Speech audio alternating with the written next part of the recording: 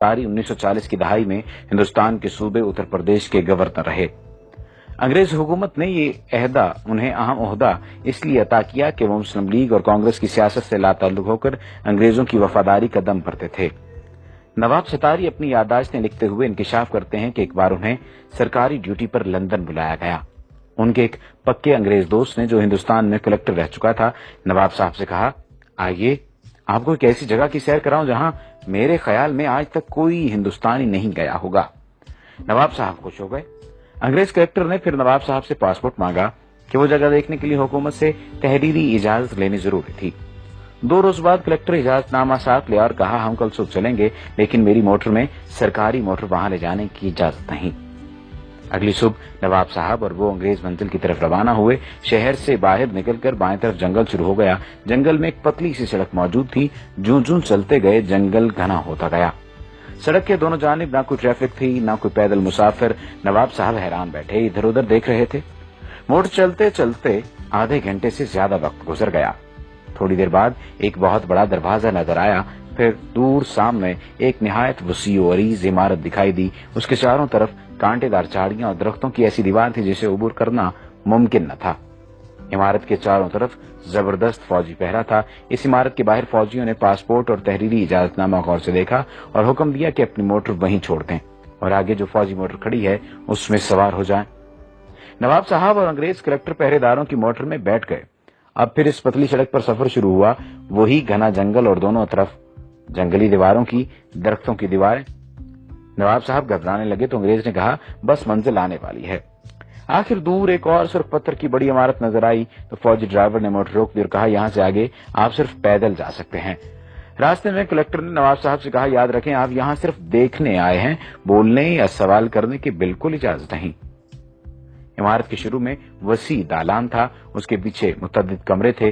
دالان میں داخل ہوئے تو ایک باریش نوجوان عربی کپڑے پہنے، سر پر عربی رومال لپیٹے ایک کمرے سے نکلا۔ دوسرے کمرے سے ایسے ہی 2 نوجوان اور نکلے۔ پہلے نے عربی لہجے میں السلام علیکم کہا، دوسرے نے وعلیکم السلام، کیا حال ہے؟ نواب صاحب یہ منظر دیکھ کر حیران رہ گئے۔ کچھ پوچھنا چاہتے تھے لیکن انگریز نے فوراً اشارے سے منع کر دیا۔ چلتے چلتے ایک کمرے کے دروازے پر پہنچے۔ دیکھا کہ اندر مسجد جیسا فرش بچھا ہے۔ عربی لباس میں ملبوس متعدد طلباء فرش پر بیٹھے ہیں۔ ان کے سامنے استاد بالکل اسی طرح بیٹھے سبق پڑھا رہے ہیں جیسے اسلامی مدرسوں میں پڑھاتے ہیں۔ طلباء عربی اور کبھی انگریزی میں استاد سے سوال بھی کرتے۔ نواب صاحب نے دیکھا کہ کسی کمرے میں قرآن مجید پڑھایا جا رہا ہے، کہیں قرأت سکھائی جا رہی ہے، کہیں تفسیر کا درس ہو رہا ہے، کسی جگہ بخاری شریف کا درس دیا جا رہا ہے اور کہیں مسلم شریف کا۔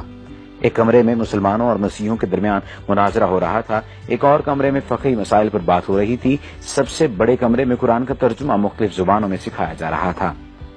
انہوں نے نوٹ کیا کہ ہر جگہ باریک مسائل پر زور ہے، مثلا غسل کا طریقہ، وضو، روزے، نماز اور سجدہ صاحب کے مسائل، وراثت اور رضاعت کے جھگڑے، لباس اور داڑھی کی وضع کوتا، گا کر آیات پڑھنا، غسل خانے کے آداب، گھر سے باہر جانا، لونڈی اور غلاموں کے مسائل، حج کے مناسک، بکرا دمبا کیسا ہو، چھری کیسی ہو، دمبا حلال ہے یا حرام، حج اور قضا نمازوں کی بحث، عید کا دن کیسے طے کیا جائے اور حج کا کیسے، میز پر بیٹھ کر کھانا، پتلون پہننا جائز ہے یا ناجائز، عورت کی پاکی اور ناپاکی کے جھگڑے، حضور کی معراج روحانی تھی یا جسمانی، امام کے پیچھے سورہ فاتحہ پڑھی جائے یا نہیں، تراویح 8 ہیں یا 20، نماز کے دوران وضو کیا جائے تو آدمی کیا کرے، وضو ٹوٹ جائے تو آدمی کیا کرے، سود مفرد جائز ہے یا ناجائز وغیرہ۔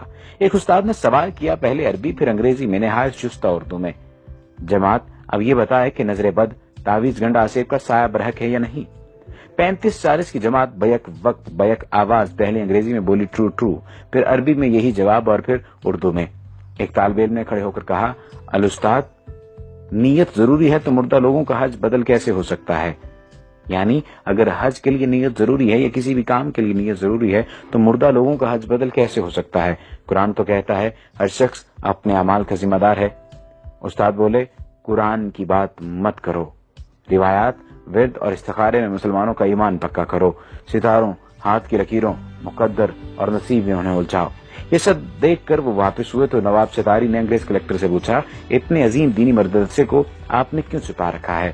انگریز نے کہا، ارے بھائی، ان سب میں کوئی مسلمان نہیں، یہ سب عیسائی ہیں، تعلیم مکمل ہونے پر انہیں مسلمان ملکوں خصوصاً مشرق وسطی، ترکی، ایران اور ہندوستان بھیج دیا جاتا ہے۔ وہاں پہنچ کر یہ کسی بڑی مسجد میں نماز پڑھتے ہیں، پھر نمازیوں سے کہتے ہیں کہ وہ یورپی مسلمان ہیں۔ انہوں نے مصر کی جامع الازہر میں تعلیم پائی ہے اور مکمل عالم ہیں۔ یورپ میں اتنے اسلامی ادارے موجود نہیں کہ وہ تعلیم دے سکیں۔ وہ سر دست تنخواہ نہیں چاہتے، صرف کھانا، سر چھپانے کی جگہ درکار ہے۔ پھر وہ مؤذن پیش امام بچوں کے لیے قرآن پڑھانے کے طور پر اپنی خدمات پیش کرتے ہیں۔ تعلیمی ادارہ ہو تو اس میں استاد مقرر ہو جاتے ہیں، جمعہ کے خطبے تک دیتے ہیں۔ نواب صاحب کے انگریز مہمان نے انہیں یہ بتا کر حیران کر دیا کہ عظیم مدرسے کے بنیادی اہداف یہ ہیں: مسلمانوں کو روایات، ذکر کے وظیفوں اور نظری مسائل میں الجھا کر قرآن سے دور رکھا جائے۔ حضور اکرم صلی اللہ علیہ وآلہ وسلم کا درجہ جس طرح بھی ہو سکے گھٹایا جائے۔ کبھی یہ کہو کہ آپ صلی اللہ علیہ وآلہ وسلم نعوذ باللہ رجل مسحور یعنی جادو زدہ تھے۔ اس انگریز نے یہ انکشاف بھی کیا کہ 1920 میں رنگیلا رسول نامی کتاب راجپال سے اسی ادارے نے لکھوائی تھی۔ اس طرح کئی برس پہلے مرزا غلام احمد قادیانی کو جھوٹا نبی بنا کر کھڑا کرنے والا یہی ادارہ تھا۔ ان کی کتابوں کی بنیاد لندن کی اس عمارت سے تیار ہو کر جاتی تھی۔ خبر ہے کہ سلیمان رشدی کی کتاب لکھوانے میں بھی اسی ادارے کا ہاتھ ہے۔ خدایا ایسا نہ ہو کہ مغرب رہن میں ہی ہمارا میرا سماج رکھ لے۔ ہے فتنہ پرور نظام عالم تو اپنے مسلم کی لاج رکھ لے۔ اب جنگل کی حویلی کے ایک مکین سے ملاقات کیجیے۔ یہ واقعہ میرے دوست حسین امیر فرحات کے ساتھ کویت میں پیش آیا۔ واقعہ انہی کی زبانی سنیے۔ یہ 1979 کا واقعہ ہے۔ ان دنوں میں کویت کی کمپنی میں مندوب تعلقات عامہ یعنی افسر تعلقات عامہ موجود تھا، یعنی پبلک ریلیشن آفیسر۔ ہماری کمپنی کے ڈائریکٹر نے سری لنکا سے گھر کے کام کاج کے لیے خادمہ منگائی۔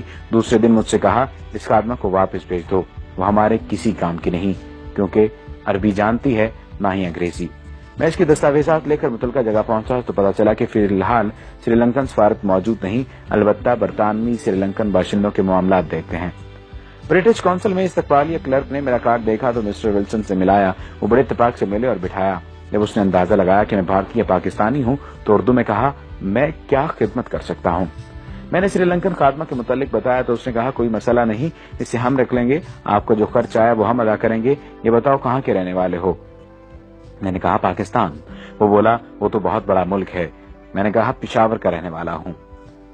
پشتو میں پوچھا کون سی جگہ؟ میں نے بتایا نوشہرہ۔ جب میں نے گاؤں کا نام بتایا تو اس کی آنکھوں میں عجیب چمک پیدا ہو گئی۔ پھر وہ مختلف لوگوں کو پوچھنے لگا۔ میں نے بتایا کہ کون مر گیا ہے اور کون زندہ ہے۔